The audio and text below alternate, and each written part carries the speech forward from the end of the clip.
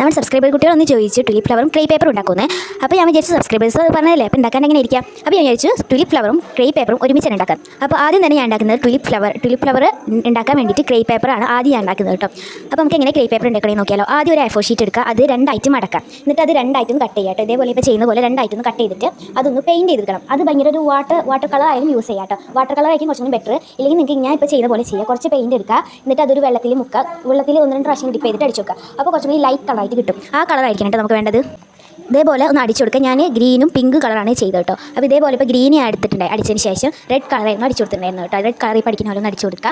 അപ്പോൾ ഇപ്പോൾ കുറച്ച് നേരത്തെ ഞാൻ ഡെസ്കൊക്കെ മേക്ക് ഓവർ ചെയ്തിട്ടുണ്ടായിരുന്നുള്ളൂ. അപ്പോൾ ഇപ്പോൾ തന്നെ വെള്ളം കാര്യങ്ങളും പെയിൻറ്റൊക്കെ ആയപ്പോൾ അതൊന്ന് തുടച്ചു കൊടുത്തു. അപ്പോൾ അതിന് അത് ഉണങ്ങി കിട്ടും കേട്ടോ. ഇല്ലെങ്കിൽ എനിക്ക് പെട്ടെന്ന് വീഡിയോ ധൃതിയൊക്കെ ഉള്ളതാണ് തന്നെ ഞാൻ വെറുതെ കേട്ടോ, ഒരു ധൃതിയില്ല. എന്നാലും ഞാൻ ഹീറ്ററോണ്ട് വെച്ചിട്ട് ഒന്ന് ഉണക്കി കൊടുത്തു കേട്ടോ. എന്നിട്ട് ഞാൻ ഉണങ്ങിയതിന് ശേഷം എന്നിട്ട് ഞാൻ ഒരു ഇതെന്താ പറയുക, ഒരു പാനയിൽ നിന്ന് ചുറ്റിയെടുക്കുക. എന്നിട്ട് അതിങ്ങനെ വലിക്കാൻ നോക്കി, അത് നടന്നില്ല. അല്ലെങ്കിൽ നമുക്ക് ഇതേപോലെ ചെയ്യാം. ഞാനിപ്പോൾ ചെയ്ത പോലെ ഒന്ന് ചുട്ടിക്കൂട്ടുക. അങ്ങനെ 2 പ്രാവശ്യം അതേപോലെ തന്നെ റിപ്പീറ്റ് ചെയ്യുക. 2 പ്രാവശ്യം റിപ്പീറ്റ് ചെയ്യാം. അത് 2 പ്രാവശ്യം തന്നെ ഇങ്ങനെ റിപ്പീറ്റ് ചെയ്ത് ചുട്ടിയിട്ട് അപ്പോൾ കറക്റ്റ് ഒരു ക്രേ പേപ്പർ ലുക്ക് കിട്ടും. എന്നിട്ട് അത് നിർത്തി കൊടുക്കുക. എന്നിട്ട് നന്നായിട്ടൊന്ന് നിർത്തിയതിന് ശേഷം ആ ചുളിവ് മാറാൻ പാടില്ല കേട്ടോ. എന്നിട്ട് നിർത്തിയതിന് ശേഷം ടുലിപ്പ് എങ്ങനെ ഉണ്ടാക്കണമെന്ന് നോക്കാം. അപ്പോൾ ടുലിപ്പ് ഭയങ്കര ഈസി ആയിട്ട് ഉണ്ടാക്കാൻ വേണ്ടിയിട്ട് അപ്പോൾ ഇങ്ങനെയാണ് ക്രേ പേപ്പർ ഉണ്ടാക്കുന്നത്.